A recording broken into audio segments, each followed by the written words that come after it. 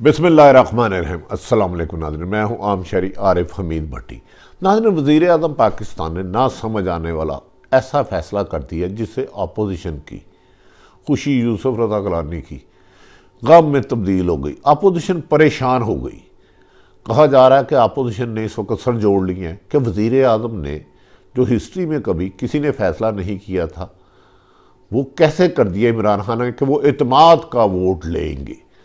ना मादी में एक आधी सीट के हारने से कभी भी कोई हुक्मरान ये फैसला नहीं करता। मादी में एक एक दो दो सीटों पर बढ़तरी पर लोगों ने हुकूमतें की। ना आज जब पैसे के जोर पे यूसुफ रज़ा गिलानी कामयाब हो गए, जो पीडीएम के कैंडिडेट थे जिनके बारे में पैसों की वीडियो भी आई उनके साहबजादे देते हुए, इसके बाद अपोजिशन ने वाह वेला शुरू कर दिया कि जी वज़ीर आज़म अखलाकी जवाज़ खो बैठे हैं, उन्हें इस्तीफ़ा दे देना चाहिए। ये कह रहे थे कि वज़ीर आज़म इमरान खान को दबाव में लाएंगे, वज़ीर आज़म इमरान खान को लाएंगे कि वो इस तरह असम्बली तोड़ दें शायद। लेकिन वज़ीर आज़म ने एक दफ़ा एक अहम फ़ैसला करके मजबूत असाब होने का सबूत दिया। काश अब वो इस फैसले के बाद अपनी टीम को बेहतर कर सके। नाज़रीन, मुझे खुद यकीन नहीं आया अपनी आंखों पर कि वज़ीर आज़म पाकिस्तान ने फौरी तौर पर असम्बली से एतमाद का वोट लेने का फ़ैसला किया। अगर वज़ीर आज़म पाकिस्तान एतमाद का वोट ले लेते हैं तो उसके बाद अपोजिशन 6 महीने तक उनके खिलाफ अदम एतमाद ही नहीं ला सकती। एतमाद का वोट लेने से जो अपोजिशन आसफ़ अली ज़रदारी, मौलाना फजलुर रहमान मरियम और आसफ़ अली ज़रदारी परेशान होके 2 घंटे में आपस में कोई 5 दफ़ा बात कर चुके हैं कि अगर वज़ीर आज़म ने इमरान खान ने एतमाद का वोट ले लिया तो हमारे लॉन्ग मार्च का जवाब ख़त्म हो जाएगा, यूसुफ रज़ा की गिलानी की फतह शिकस्त से बदतर हो जाएगी। ताहम इमरान खान ने अपने आप को बड़े इम्तहान में डाला। ना इसका तरीक़ाकार ये होता है, अमूमन कभी भी जो बहुत कम मार्जिन से जिसकी अक्सरियत हो एतमाद का वोट लेने का नहीं करते, जबकि अपोजिशन बहुत ज़्यादा मजबूत हो। जैसे पीडीएम में ना सिर्फ 11 जमातें हैं बल्कि अरबों रुपए का पैसा है। आज यूसुफ रज़ा गिलानी खिलाफ तवक्को जीत गए। 180 सीटें थी पीटीआई की और 160 थी पीडीएम की, लेकिन इसके बावजूद यूसुफ रज़ा गिलानी 169 वोट लेकर कामयाब हुए और हफीज़ शेख 164 वोट ले सके, जबकि पीटीए की इस्लामाबाद से खातून ने 174 लिए। इसका मतलब है पैसा जीत गया, ज़मीर मुर्दा हो गया। ये इतला से अमूमन ये ख्याल था कि अपोजिशन प्रेस कॉन्फ्रेंसों के ज़रिए रिज़ाइन का मुतालबा करेगी और दबाव बढ़ाने की कोशिश करेगी, जिस पर वज़ीर आज़म इमरान खान ने अपने किचन कैबिनेट को बुलाया तो उन्होंने कहा कि मैं इस हाल में इतमाद का वोट लूँगा। तो जिस पर उनके करीबी दोस्तों ने कहा इमरान खान साहब ये बहुत बड़ा रिस्क है। उन्होंने कहा सो वट, अगर मैं इतमाद का वोट ना ले सका तो मैं अवाम के पास चले जाऊँगा, नए इलेक्शन में जाऊँगा, नए इलेक्शन का सामना करूँगा। अगर अवाम मुझे वोट देगी तो मैं आ जाऊँगा वरना नहीं आऊँगा। इस पर खासे लोग बाज़िद थे कि इमरान खान ये इतना बड़ा फ़ैसला ना करें फौरी तौर पर। लेकिन इमरान खान ने कहा असूली तौर पर मैंने फ़ैसला कर लिया है, मैं आखिरी गेंद तक लड़ने का आदी हूँ। अगर मैंने 172 वोट ले लिए तो मैं हुकूमत करूँगा वरना मैं अवाम के पास जाऊँगा। नाज़रीन, अब जो इलेक्शन कमीशन का लॉ है, अगर कोई अपोजिशन अदम एतमाद लाती है तो उसको 172 अराकीन असम्बली को कौमी असम्बली में पहुँचाना होता है और ये शो ऑफ हैंड होता है, एक तरफ करने होते हैं। लेकिन अगर हुकूमत वज़ीर आज़म एतमाद का वोट लेना तो अब वज़ीर आज़म की जिम्मेदारी है कि 172 लोग अराकीन असम्बली कौमी असम्बली के असम्बली में मौजूद हों। अगर 170 भी रहता है तो फिर वज़ीर आज़म हुकूमत से हाथ धो बैठेंगे। अमूमन ये फ़ैसले कभी भी सियासतदानों ने इतनी खिलाकी जुर्रत नहीं हुई, लेकिन इमरान खान ने आज कहा कि 172 एतमाद लेंगे, फौरी तौर पर लेंगे और इसे 3-4 रोज़ में इस पर सदर पाकिस्तान कर देंगे।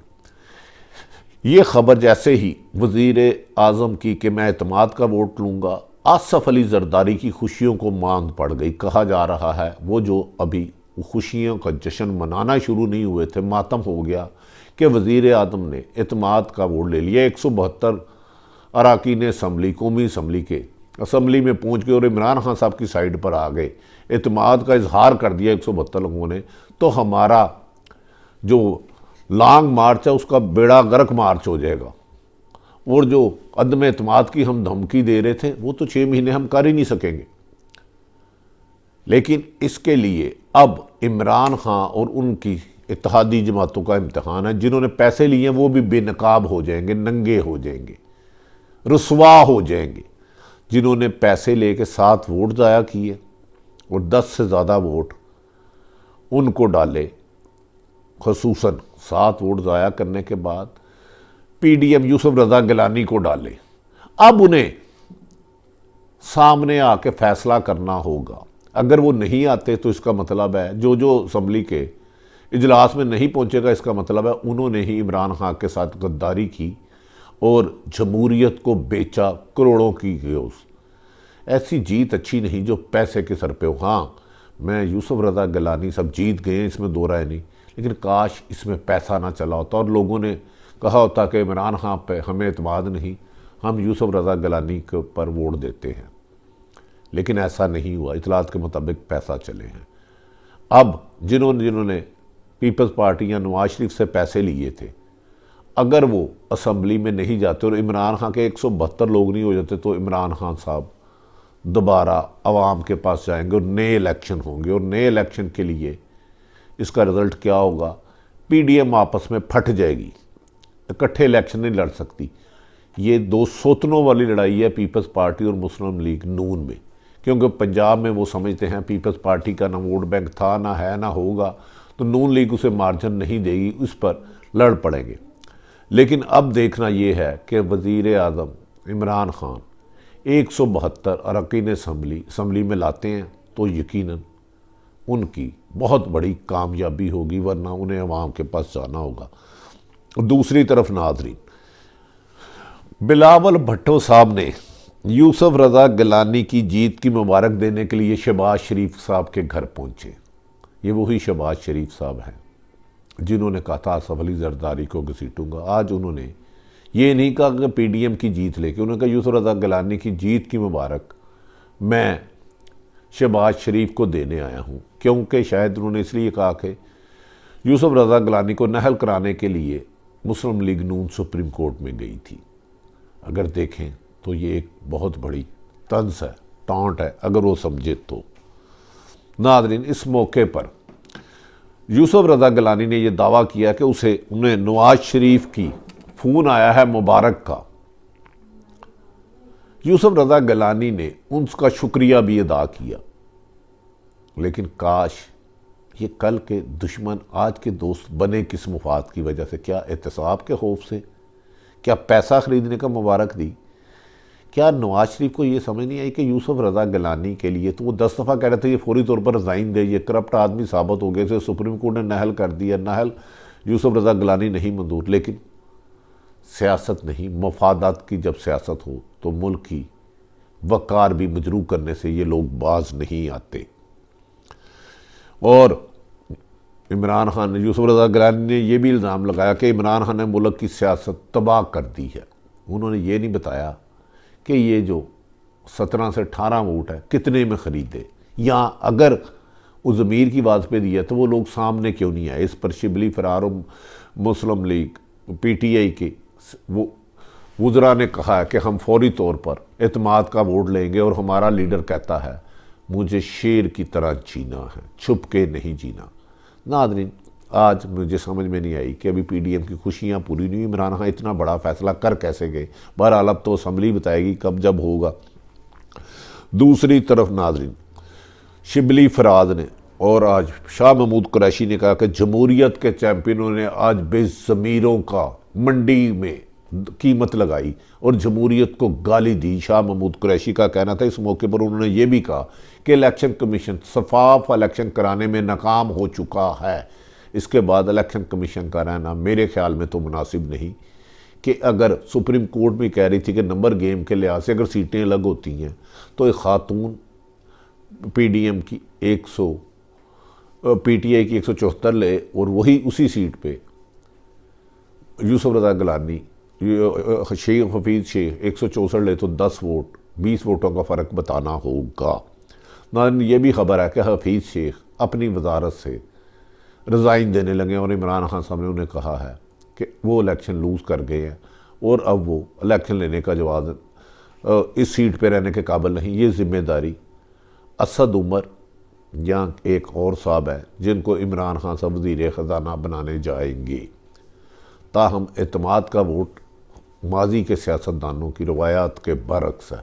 अगर एतमाद का वोट नहीं लेते तो फिर इमरान खान को अवाम के पास जाना होगा, लेकिन अवाम के पास जाने से पहले या एतमाद का वोट लेने से पहले जहां इमरान खान ने इतना दलेराना फ़ैसला किया है कि वो इन हालात में जब अपोजिशन ने अरबों खरबों रुपए की मंडियाँ लगाई हुई हैं, अगर वो बंदे उनके नहीं पहुँचते, चलो उनके साथ ना खड़े हो, असम्बली में भी नहीं पहुँचते, 172 सब जिम्मेदारी वज़ीर आज़म की है पूरे करना, तो उनकी हुकूमत जा सकती है। लेकिन अच्छी बात है बेज़मीरों की हुकूमत करके, शिकस्त ज़दा हुकूमत करके, वाहियात हुकूमत करके बेहतर है कि इसी हुकूमत से बंदा अपोजिशन में बैठ जाए। इज़्ज़त और वक़ार इंसान के किरदार और उसकी ज़ुबान से होती है, बड़े बड़े दावों से नहीं। अब देखना ये है कि वज़ीर आज़म जब एतमाद का वोट लेते हैं तो कितनी बोरियाँ खुलती हैं और कितने लोग बेनकाब होंगे। अगर वो पीटीआई के हैं और पीटीआई के इत्तेहादी हैं तो वो असम्बली में नहीं पहुंचते तो समझे इन्होंने ज़मीर फरोशी की है।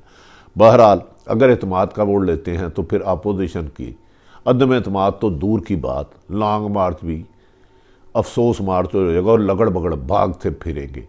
मेरे ख्याल में इमरान खान ने एक अच्छे लीडर होने की आज की हद तक दिया, ताहम उन्हें अपनी टीम में गंदे आंडे निकालने होंगे।